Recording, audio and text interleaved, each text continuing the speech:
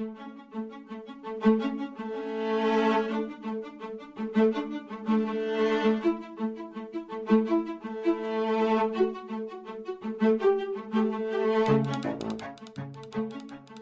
to ReSounding, a podcast exploring the arts in advocacy and in action. We talk with artists and activists, taking a deep dive into the causes of displacement, the strength and the vulnerability of people on the move, and the potential of the arts to shine a light on injustice and impact people's lives for the better.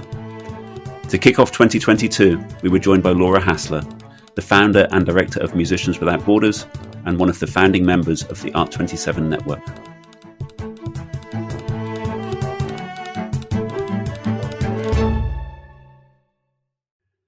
Welcome, Laura. It's great to have you here. Thanks so much. It's really nice for me also to be sort of on the Art27 podcast, having been involved in Art27 from the beginning, but at the background. So thanks a lot for inviting me. Yeah, it's going to be wonderful to hear your stories about Art27 and all of the reasons for establishing this network. Happy to share. But as a starting point, I was wondering if we could begin. It's the first podcast of 2022. And I thought maybe we could jump in with a story which you've told me, I've heard from you a couple of times. The first time I remember hearing it, I think I was at your house and we were sat, it was in the evening, maybe late in the evening. We'd have been drinking tea, maybe eating some bad ice cream, dairy-free, made from coconuts or soy.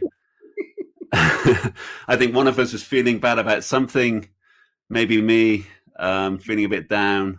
And in an evening of stories, this is the one that stuck for me. And it's the story of your father and an action, a nonviolent action, which you described involving bags of grain, I think. Yeah. Well, this is a story that was kind of formative for me. It happened during my childhood. And it has always been one of the stories that I've gone back to regularly when feeling discouraged about things. So I'm sure it was that reason that I told it. And here's the story. So my father was, you could say, a professional peacemaker. He worked for an international interreligious peace organization. And he was also somebody who had a huge sense of humor and said in the way, meaning also very creative, sort of thinking outside of the box always. And this took place during the Cold War. I grew up outside of New York in the US, in the kind of the whole atmosphere of the Cold War. And in this period, I think it was around 1953, 1954, there was a famine in China. And starvation was threatened of millions of people. And in that same year, there was, in the United States, there was a surplus of grain produced, and that surplus was being stored in old warships in order not to drive the price of grain down. So it was basically, rotting or left to rot. And the Fellowship of Reconciliation, that was the name of the organization, wanted to start a campaign to send that extra grain to China to as a gesture of friendship, but also to help prevent possible famine among Chinese people. And my father had the idea, in order to sort of dramatize or illustrate this, of producing miniature grain bags, tiny little sacks made of burlap, so looking like grain sacks, and distributing them. And on these grain bags was printed a quote from the Bible, which said, "If thine enemy hunger, feed him." And under that, send surplus food to China, send surplus grain to China. They did that. They produced these. They distributed them. I don't remember the number, but tens of thousands or hundreds of thousands anyway. They distributed them to people who were interested in this campaign. And there was people would attach, they'd fill these little bags with rice or beans or some kind of wheat grain, and then attach a tag which came with it, which was addressed to the President of the United States. And then you signed your name on it and sent it to the White House. And that campaign ran for, I think, a year and a half, something like that. And it was compared to other peace campaigns, it was very successful. It got picked up. Many church groups caught on to it, and there was an article published. There were articles published in major newspapers. Petitions started, and it ran for a while. And then they gave up because it completely failed. There was no response from the White House. There was no surplus grain sent to China, and it failed. And so on to the next thing, I suppose. 10 years later, by coincidence, my father was seated at some dinner next to somebody who had worked in the Eisenhower administration during that period. And they got to talking. And the man told him the story from that same period when the United States and China were in a growing conflict over two islands off the coast of China called Quemoy and Matsu. And the United States was considering bombing China. And this man had been present during a meeting of the top military officers and the President Eisenhower, considering whether or not to bomb China. And the military were urging the president to do it. And at some point, the president turned to his aide, this man, and asked him, how many of those grain bags did we get in? And the answer was, as I remember, something like 60,000 plus so many letters, petitions, et cetera, et cetera. And Eisenhower says, if that many people in the United States care that much about the Chinese, we cannot bomb them. And the plan was off the table. So this is a story about doing something with a certain aim and not seeing the results. But it turned out that the results were perhaps more important than the intended results. And so to me, this is, when you're always feeling sort of powerless and at the edges of serious global disasters and tragedies and trying to do something to help, to me, this is a very instructive story because it's about the importance of following what you think you should be doing and doing it to the best of your ability in the faith that whatever it produces will be consistent with that intention. Yeah. So that also means, it not only means keep your hope, it also means be sure that your means, the means that you use, are consistent with the ends that you want to achieve. Yeah. And it touches me because it touches exactly on that vulnerability, exactly on that insecurity that I often feel. That this, I'm doing what I do. We all do the work we do because of the situation that we want to affect, because of the injustice we see. Yes. And when you don't see that injustice change with your actions, it's easy to become despondent. It's natural to become despondent even, because the thing that you're working towards maybe doesn't change as you see it. And the beauty of that story for me, the part of that story that touches me, is that there's change in a different way, that the action is the thing, and that the action is in line with an ethos. Yes. That it's the right thing. Yes. That what your father, what everyone that sent a sack of grain put into the world was the right intention. It was a good intention. Yes, it was a good intention, and you don't have control of results, huh? Yeah. You don't have control of those results, but that doesn't mean that you. This is also something that Joanna Macy talks about, is that in her book Active Hope, that actually in a world which gives us enough reasons to despair, the mere decision to act is what hope is. The mere decision to act. And it's a step beyond intention, isn't it? It is action, actually. It's nonviolent action. It's not nonviolent intention. No, it's nonviolent action. It's action motivated by the right intention. Yeah. But the action has to be there. And that genuineness, that consistency with a belief, consistency that the approach matches the outcome that you want, which matches your view of the world, which matches all the way through, which is something I see with figures in that truly embody nonviolent approaches. It is as soon as there's violence, you've lost. As soon as there's violence, you're going the wrong way. You've failed.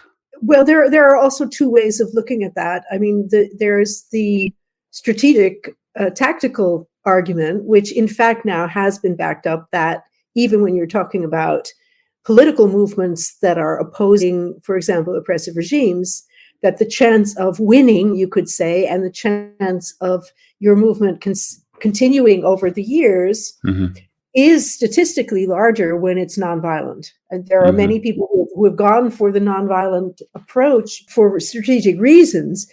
But I think that the much deeper reason is the reason that we do any of this work anyway, which is this understanding of interconnection, the interconnection of all life, interconnection of human beings. And when you once understand that connection, that interconnection, then the source of your action is something that I would call radical love, which is trying to live according to that interconnection and to do what you can to embody that and to share it and to be with other people who often recognize it or know it and in sometimes in other ways and other terms. But I think that's, there's also kind of the spiritual ground of it. And I think somebody like Gandhi or Martin Luther King or Ella Baker, those were people who understood the connection between the strategic and the spiritual, I would say. And in some ways, I think, if we're talking about Musicians Without Borders, or we're talking about Art 27, or we're talking about so many other initiatives that are trying to work towards social change through some of these understandings of both the strategic and the underlying human or spiritual connection, that you're really talking about coming from a place of on the one hand, powerlessness in terms of political power, sometimes power to change the actual situation. And at the same time, this great power of understanding of this interconnection, which is, sort of navigating that is, it can be very challenging. And I think that's one of the reasons to remember some of these stories once in a while, because they become sort of places where, well, we never knew that would happen. We never expected that would happen, but it did. And also understanding that, you don't see so many things that who knew that Eisenhower would even ask that question. One of the things that people keep referring to Eisenhower these days, the thing that he's best known for these days is having warned about the power of the military-industrial complex. Who would have expected that from this man who had been, a general in World War II? So I think, to understand the complexity also and the possibility of moving in that space where genuine change can happen amid and shared by people, I think that's why we need these stories, to remind us of that. Yeah. And within that story, there is art, in a sense, that there are the tags, that there are these kind of performance art items, these kind of bags of grain with a label, carefully engineered, that the visual presence of it, the physical presence is important. Absolutely. It's an artistic concept. It's that creativity, Another one I remember was when there was in this same period, but some years later, that people in the US were being urged to build fallout shelters under their homes. These little cellars where you would be storing tins of fish and boxes of crackers and things like that for when the nuclear war came, to protect yourself, And again, my dad had this idea, okay, let's do a campaign against it. They produced these signs to hang up outside your house, sort of in the format of for sale signs. And the sign said, this house has no fallout shelter. Peace is our only protection. And once again, this got picked up because it was a symbol. It was something that made people think. It was something, it was different. There was humor in it. It was like, you're not going to scare us. It was brave, and you dared to do that also in this very intimidating political sphere. Mm-hmm. So I think that it's one of my big lessons in life was seeing this creativity, this creativity within the field of social change. And so, being also growing up as as a musician, as an amateur musician, but learning from all different sides, the kind of the combination of the idea of that social activism and the creativity and then the music, that's always just been what has propelled me or inspired me from those different directions. Which of course you brought together when you founded Musicians Without Borders. Yeah, on kind of also by accident, by accident. Can you tell us about that accident? Sure. Well, I was leading different choirs and singing groups. That was kind of my world. And I had started what we called then a world music school, which was, adding to the local music schools subjects where people could learn about music from non-Western cultures, from different cultures. These days we don't like to call that, we don't used to like to group all those things in under a term. But at that time, all it really meant was trying to open the doors for students to be able to explore music forms that came from non-Western cultures, but also open the doors for people who were living in the country I live in, which is the Netherlands, who were not necessarily from Dutch origin, and who also, to invite them into, people of Turkish background who wanted to learn how to play the saz or to do dancing or, so this was my world. And one of my singing groups was sort of specialized in singing folk music from the Balkans, which is a form of music that I love. And during the Balkan Wars, we were asked by the city I live in to perform a war memorial concert, not for the Balkan Wars, but Second World War. And so I chose to sing songs from the Balkans at this war memorial concert. And it was very moving because this was the time when people were seeing every day on the news, on television, they were seeing reports of what was going on in ex-Yugoslavia with, bombed out villages and refugees and, sort of singing the songs from different people from that region and putting it together in a kind of flow that was basically saying that human beings, whatever language they speak and from wherever they come, we all sing lullabies to our children. We all sing love songs to each other. We all mourn. We all lose. We all, we all celebrate. And it was that meaning came across, and it was a very emotional concert, both for the performers and the audience. And afterwards, we were sitting together in a cafe, having a glass of wine with the musicians. And one of the musicians said to me, "Laura, this was such an amazing concert. It did so it said so much about what, the truth, and we should put this concert on a train and send it to Kosovo and stop the war." And I mean, that was kind of, also like this, this is like a Zen, almost like a Zen thing, it's impossible. You're not going to put a concert on a train. You're certainly not going to stop the war with a concert. But it was a kind of a moment for me. And, a couple of days later, I just started calling people that I knew from the international peace organizations, musicians who'd been involved, friends who'd been at the concert, whom I knew shared kind of horror at what was going on in the Balkans, just saying, could we do this? Could we find ways of contacting musicians, of working together across borders, of working towards reconciliation and peace building, using this connecting power of music that I had, learned about so strongly in my own work in the Netherlands, how music could connect people from different cultures. Could we do this?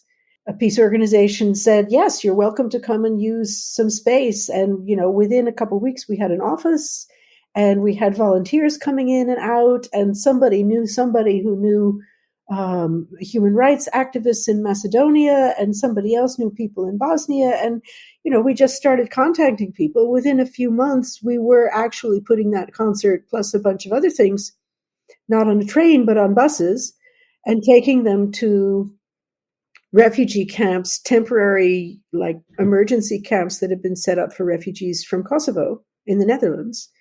We heard that there were musicians among the refugees who had lost their instruments, and our musicians donated their second accordion, their second violin, to give to these musicians who were overwhelmed by receiving it, and then joined us the next week and went with us to the next place and played. And so it just grew like that. It just started, and for the first few years, I was still running my choirs, and I had 2 part-time jobs, and other people, we were all volunteers. We were just going in and out of this office when we could.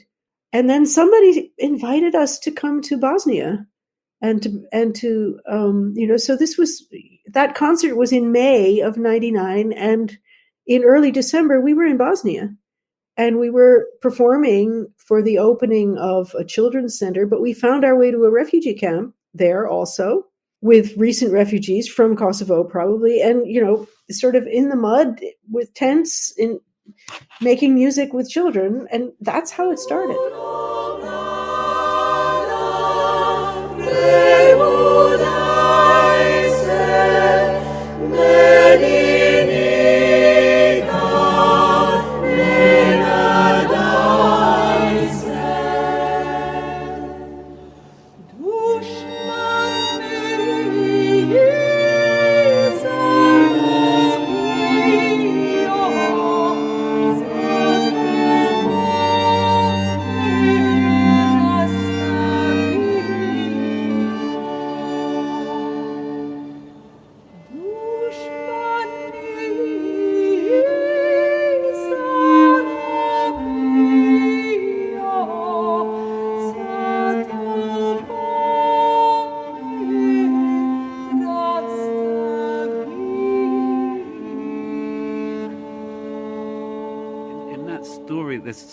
There's so much spirit, right? There's so much kind of just spirit to get this done. People that want to do it. There's momentum. There's energy, and just everyday kind acts in every direction. People just doing kindness to each other and making something happen.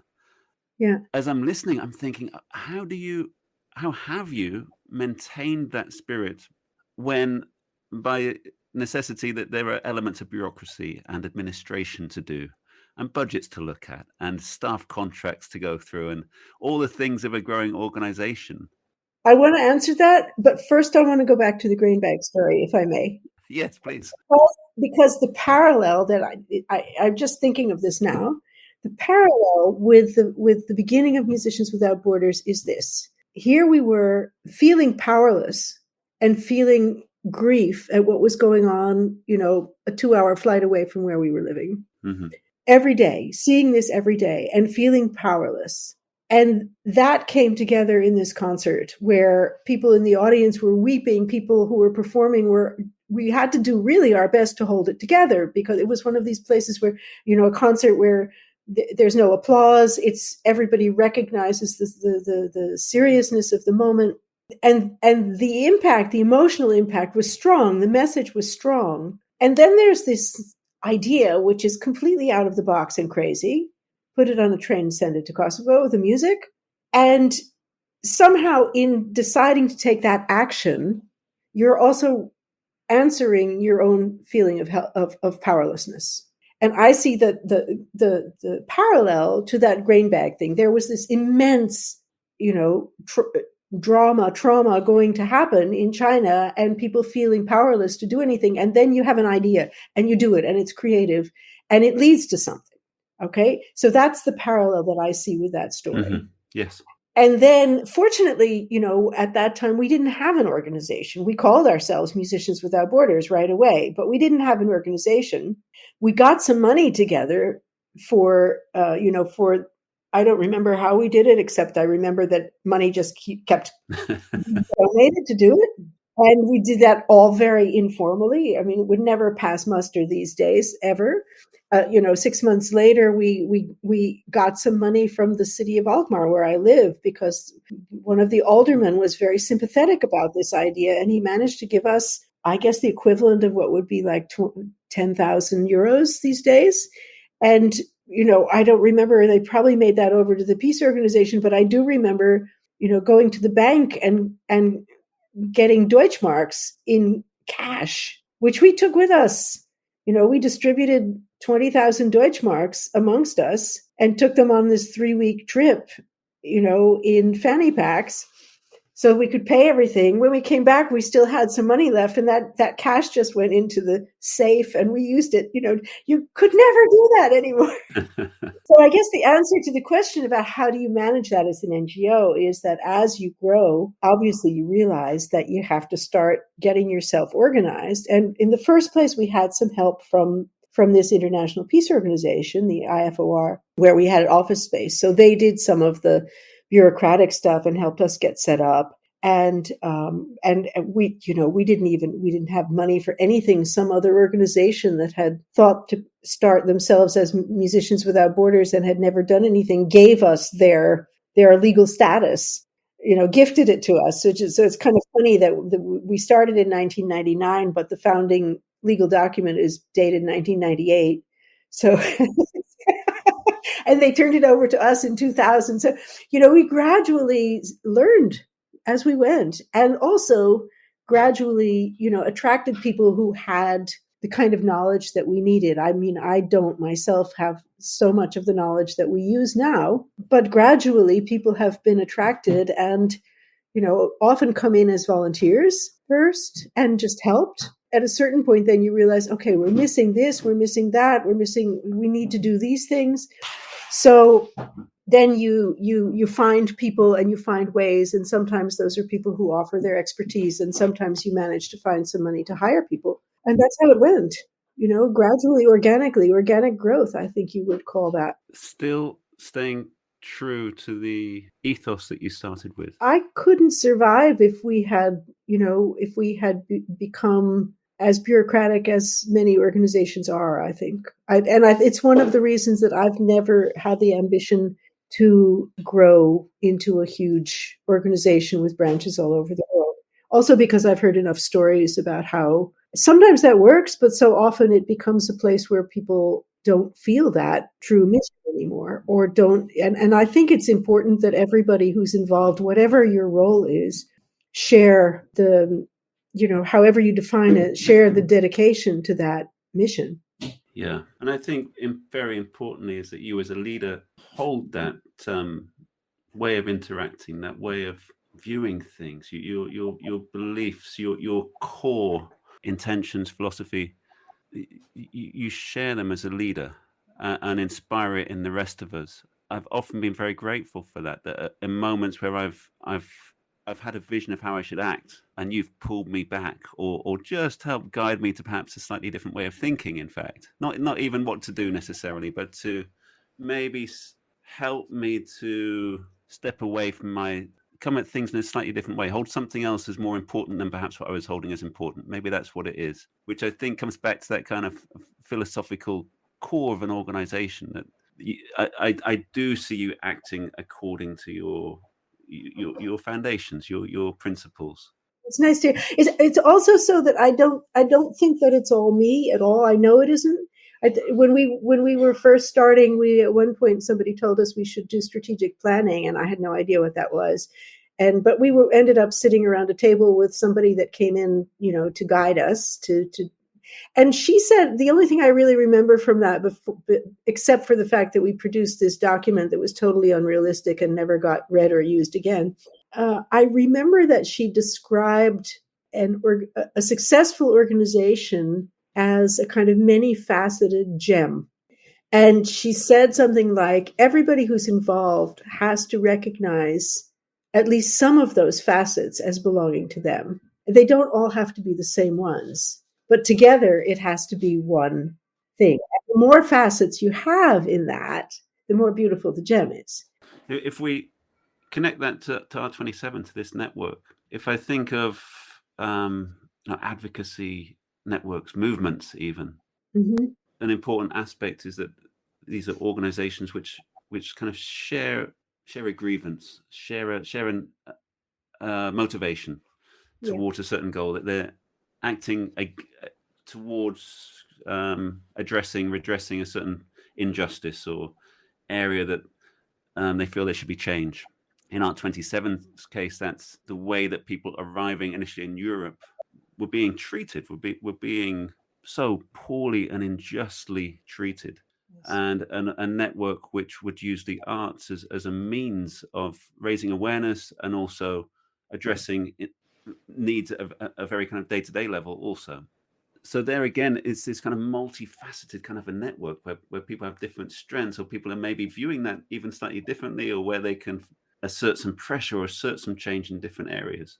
I'd be interested to hear how you view that, because your background also, which you haven't spoken about, is really within the civil rights movement and in protests. Yes. Driving together movements for change on the streets. Yeah. And how you now view this kind of an advocacy organization, which is functioning differently from that, but is part of the same thing, I think. It's not out in the streets, but there are definitely parallels.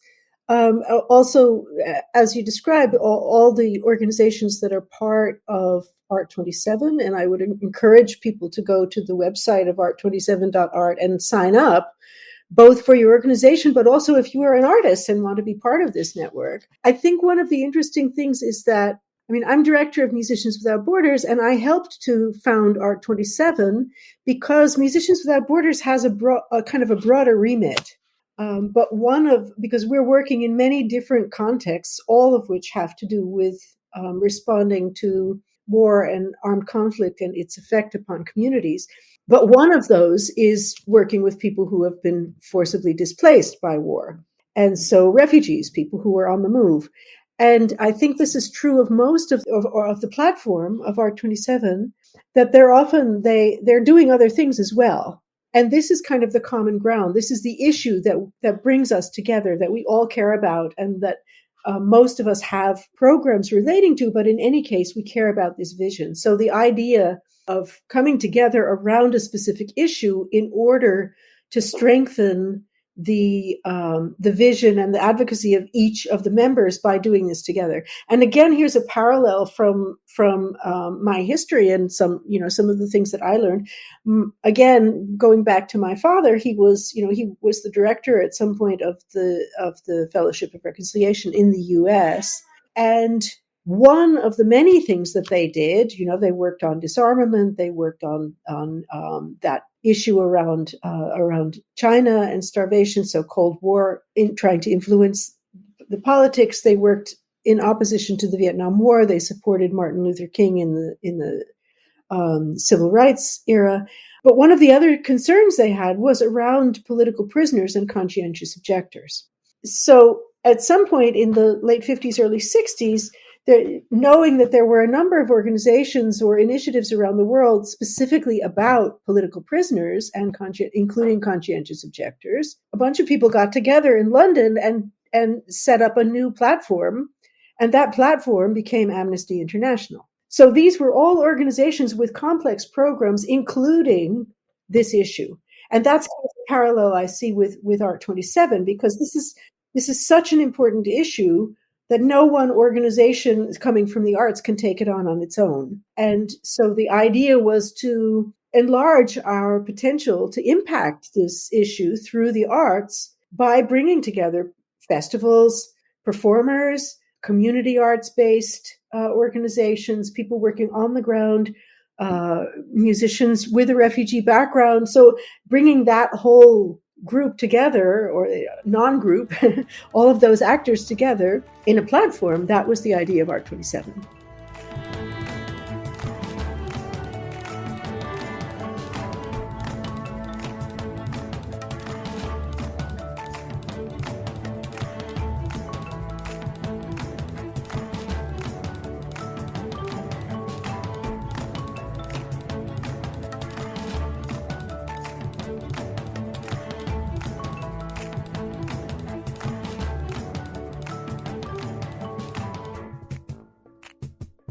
As a closing question, Laura, I'd like to again just link back to that first story that you told us and ask you how you maintain your hope and maintain your actions towards the social change that you want to see. That's an important question. It's not always easy because I do stay sort of informed and abreast of developments worldwide, and it is really easy to lose your hope these days. But I also think all days every time. Or I think back to how people in Europe must have felt during the Second World War. Where is your hope then? Or people in Vietnam during the Vietnam War. Where is your hope? Okay, your hope is again in action, and sometimes it's just sort of, I guess I would say, looking back over my shoulder, from that first idea of sending a train to Kosovo with musicians in it, stopping the war, and recognizing that it was a crazy idea, and still doing something in the spirit of that idea. And when I look around and I see the projects and programs that have come out of this work, then I feel just truly grateful to have followed that. It really reinforces all those old stories of, yes, do it. Be imaginative, do something, take a risk. I can remember the moment when I had to decide to give up my paying job that had a pension in it, for example. Take the risk. How am I going to feel when I'm 85 and I look back at this moment? Which decision would I be proud of? And looking, sort of back and thinking about all of the lives that have been impacted by this, all of the lives around the world. I never dreamed of that. And yet it happened. And the other thing is that I think that we have played a major role in the gaining respect and belief in the power of the arts to impact communities and to impact people's lives. And I mean, when I first started, people would just laugh, what are you going to do? Take your guitar and stand in front of a tank? And these days, there are many actors that are doing this, that are working through the arts for social change. There are many people who've come to recognize the power of the arts to impact how people feel about things, how people see things, how people feel about themselves, how people can develop their creativity so that they feel like they can be leaders in their own communities. And I think, we have played a role in that. We have done a lot in that. I guess that's maybe the answer to your question, is sometimes it's just looking back and saying, hey, remember, when we began, now we're running in and out of that office with cash in our pockets and taking buses to, refugee camps in the Netherlands, and those first guitars, accordions that we passed out, and, with no idea where it would go. Yeah. No, those stories hold hope. Yeah, that's the story. Is hope is action, and action based on your fundamental understanding of what's important in life. And I wouldn't trade this life for anything. Laura, thank you so much. Very welcome. Thanks for inviting me. Pleasure talking to you as ever. Thanks for being with us on the podcast. Gladly done. Thank you. ReSounding is brought to you by the Art27 Network, a network of like-minded initiatives using art and culture to respond to the ongoing crisis of displacement of human beings in Europe and around the world.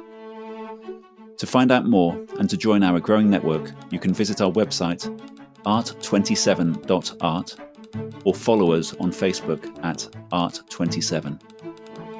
This podcast was produced and edited by Ed Holland. The theme tune was written by Matteo Gallesi in collaboration with Synca. Thank you for listening.